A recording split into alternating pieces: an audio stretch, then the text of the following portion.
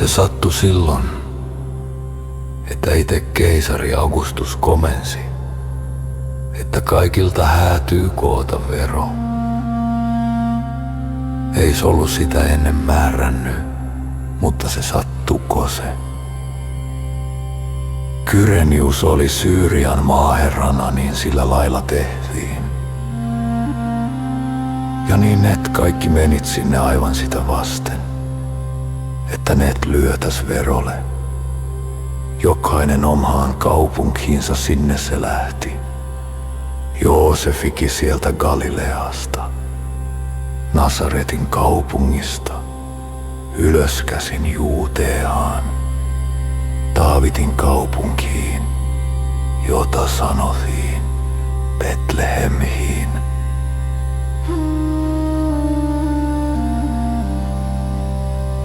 Se oli sitä Daavidin sakkia ja sukua, ja meinasi, että lyötäs sekin verolle. Ja matkassa oli Maria Hellu, joka oli piehniin päin. Ja niinhän siinä sitten kävi, että Maria Kläpin tekoaika tuli.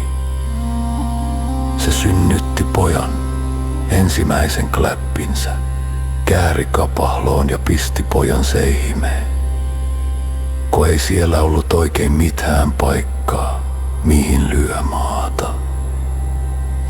No siellä kartanolla, vähän niinkö pellolla, oli samaan aikaan paimenia katsomassa lampaittensa perään. Ja yhtäkkiä niitten eessä seisoi Herran enkeli. Ja Herran kirkaus loisti siinä heidän ympärillä. Ja nehän pölkäsivät sitä kauhiasti. Mutta enkeli sanoi niille, että älkää pöläkkö, kattokaapa, kun mie ilmoitan teille oikein ison ilon. Ja se on tarkoitettu aivan kaikille. Tänään on syntynyt vapahtaja, Kristus Herra Daavidin kaupungissa.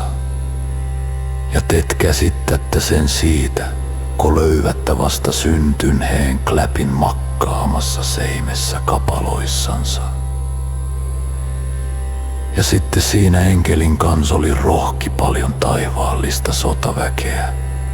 Ja net ylistit Jumalaa ja sanoiva: kunnia Jumalalle korkeuksissa ja maassa rauha ihmisitten kesken, joita kohtaan hänellä on hyvä tahto. Ja kun enkelit olit menneet paimenten tyköä taivaaseen, nämä raatasit toisillensa: